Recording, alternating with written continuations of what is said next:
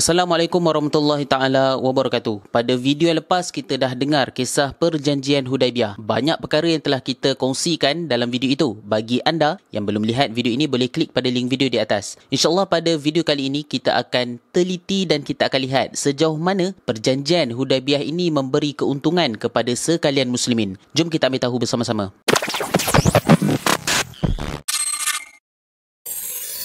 Baiklah, seperti yang telah saya kongsikan pada video yang lepas, jika kita perhatikan balik rundingan antara Nabi SAW dan kafir Quraisy tentang isi kandungan perjanjian Hudaibiyah ini, nampak seperti Islam itu kalah. Bukti dia, sehinggakan selepas habis perundingan antara Nabi SAW waktu itu, sekalian muslimin ada bercakap-cakap tentang Nabi SAW, sebabnya mereka rasakan perjanjian Hudaibiyah ini lebih banyak bagi kelebihan terhadap kafir Quraisy. Mana taknya, bayangkan waktu orang Islam dah nak sampai kat Mekah, nak pergi ziarah, sekali terpaksa patah balik dan akur dengan isi kandungan perjanjian Hudaibiyah ini. Baiklah, jika ketika itu orang Islam anggap Nabi SAW seakan bagi peluang kepada kafir Quraisy dan waktu itu juga nampak macam Islam mengalah, maka sekarang ini saya akan bawa kepada anda semua faham apakah kelebihan di sebalik perjanjian Hudaibiyah yang sebenarnya menunjukkan kebijaksanaan Nabi SAW, dan sebenarnya perjanjian Hudaibiyah ini adalah satu poin ke arah kemenangan umat Islam yang sangat besar. Pertama, bila mana orang kafir Quraisy dah bersetuju untuk isi kandungan perjanjian Hudaibiyah ini, bermakna pandangan orang kafir Quraisy terhadap Nabi SAW dan para sahabat adalah tidak sama seperti mula-mula ajaran Islam ini tersebar. Kalau dulu kafir Quraisy anggap Islam ini sebagai musuh dan perlu dihapuskan, sekarang ini dah lain.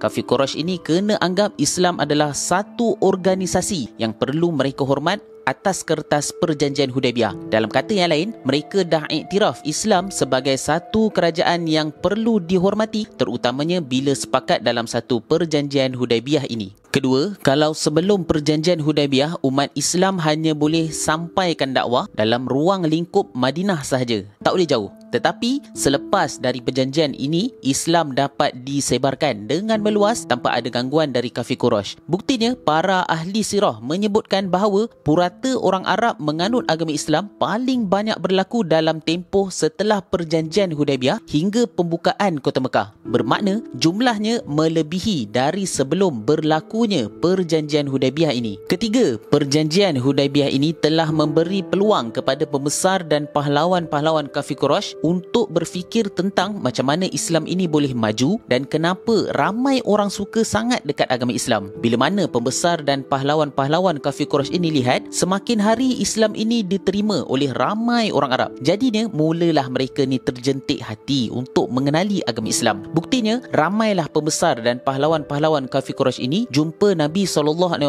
dan memeluk agama Islam. Sebagai contoh, Khalid Al-Walid, Amr bin As, Osman Ibn Talhah. Dan buat pengetahuan anda semua, bila 3 orang pahlawan Quraisy ini sahaja dah masuk Islam, waktu itu sebenarnya dah ada jalan ataupun tanda-tanda Islam ini akan menang. Keempat, perjanjian Hudaibiyah ini memberi peluang kepada Nabi SAW dan sekalian muslimin menumpukan perhatian kepada Yahudi yang ada di tanah Arab. Inilah masanya untuk Nabi SAW ajar sekalian Yahudi yang tak boleh dipercayai. Bila mana Arab Quraisy dah sepakat untuk taat dalam perjanjian Hudaibiyah, maka secara automatik hubungan antara Arab Quraisy dan Yahudi ini terputus. Jadinya Yahudi ini dah tak ada backup besar dari Arab. Pada tahun 7 Hijrah, Nabi SAW telah pergi ke Khaybar untuk serang Yahudi Khaybar ini sepenuhnya, dan takdir Allah Subhanahu Wa Taala, Islam menang dalam menumpaskan Yahudi di Khaybar. Kesimpulannya, dengan beberapa contoh ini sahaja dapat kita lihat bahawa Islam sebenarnya tidak kalah di dalam perjanjian Hudaibiyah, tetapi sebenarnya Islam dapat disebarkan dan mudah untuk dianuti setelah perjanjian Hudaibiyah. Kerana dalam tempoh perjanjian inilah Islam dapat dikenali dengan lebih rapat dan mudah oleh sekalian Arab. Subhanallah, bijaksananya Nabi Muhammad SAW, utusan Allah Subhanahu Wa Taala.